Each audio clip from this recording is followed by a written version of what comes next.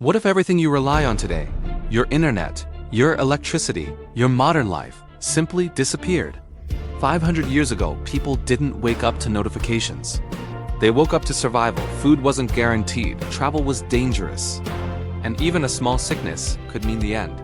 No instant messages, no global connection, no second chances through technology. Just effort, every single day.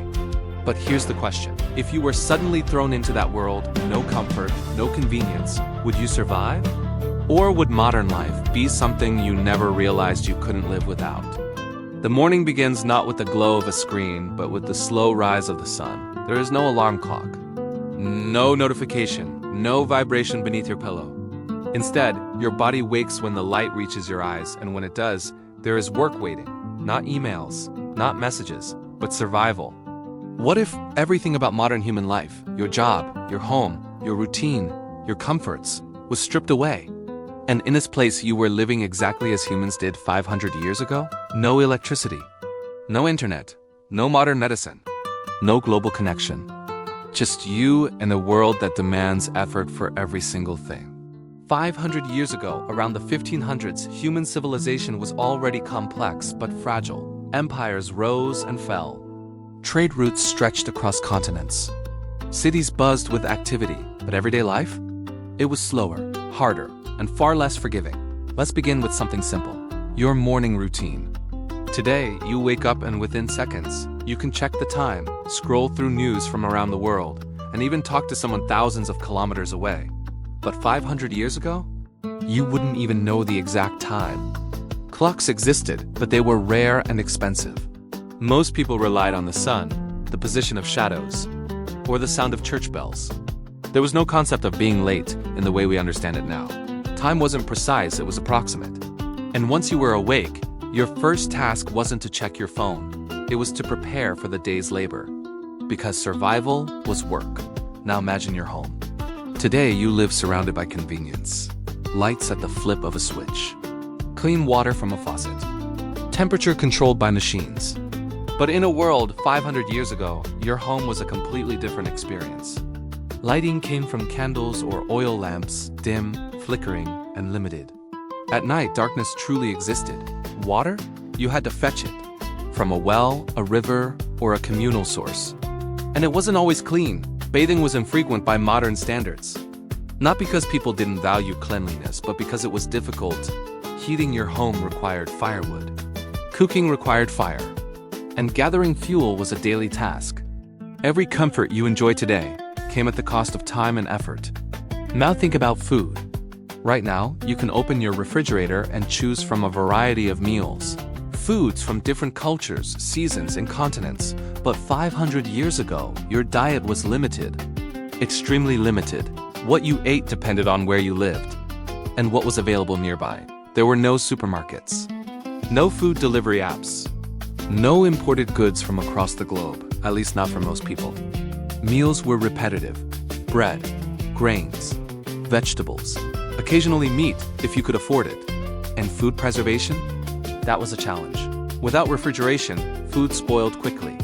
Salt, drying, and fermentation were essential techniques. Even something as simple as a bad harvest could lead to hunger or even famine. Food wasn't just a choice. It was uncertainty. Now let's talk about work.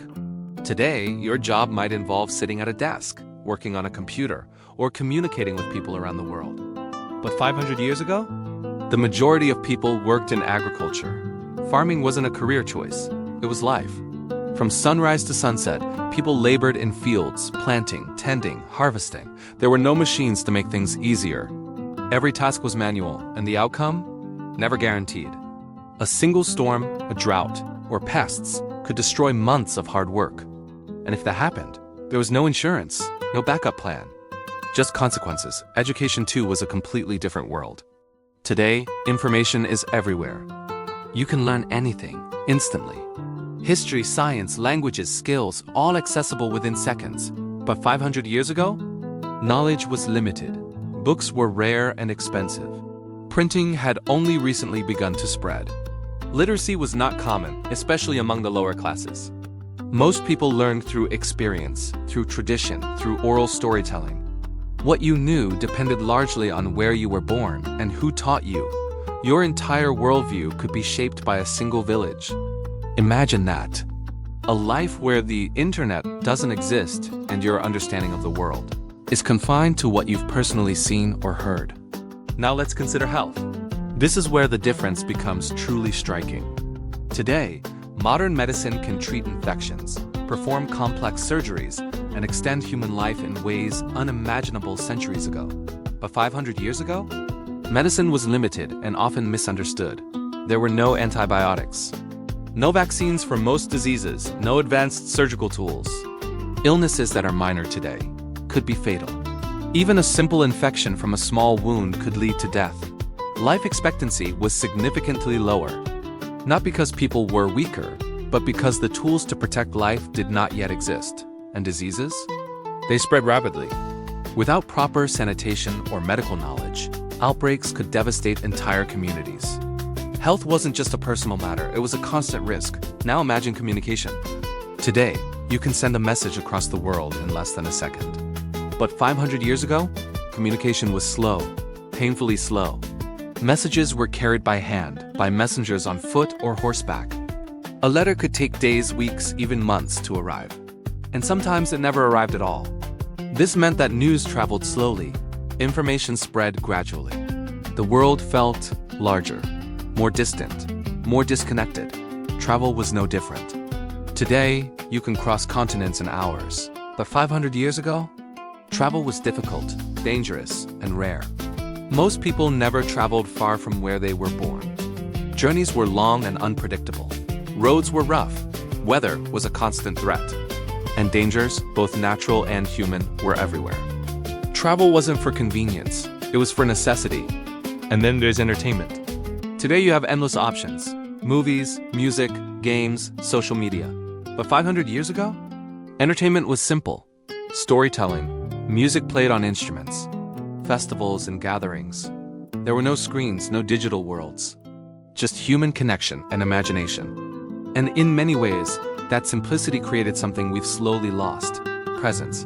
But here's where things get interesting. If we truly lived like it was 500 years ago, would we be unhappy? Or would we simply adapt? Because humans are incredibly resilient. We adjust, we find meaning even in hardship.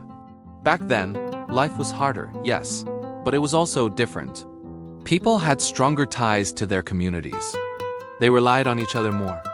There was a deeper connection to nature, to the seasons, to the land. Time moved slower.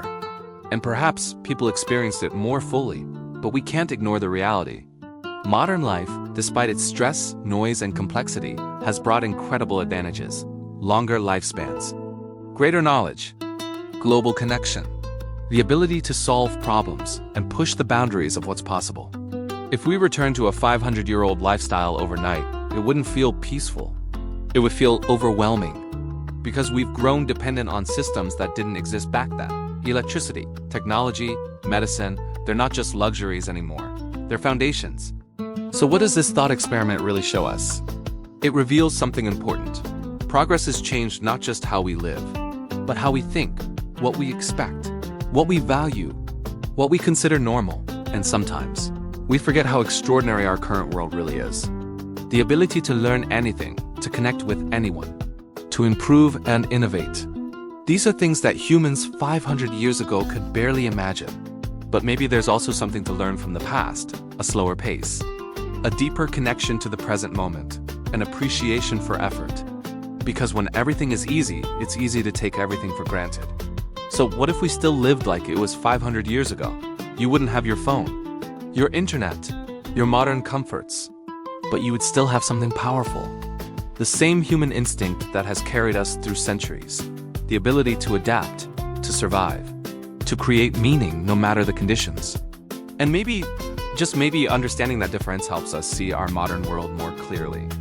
Not just as something we live in. The past may be behind us, but its lessons are still alive. If you enjoyed this story, like, subscribe, and let Curious Bird bring you more facts that make you think.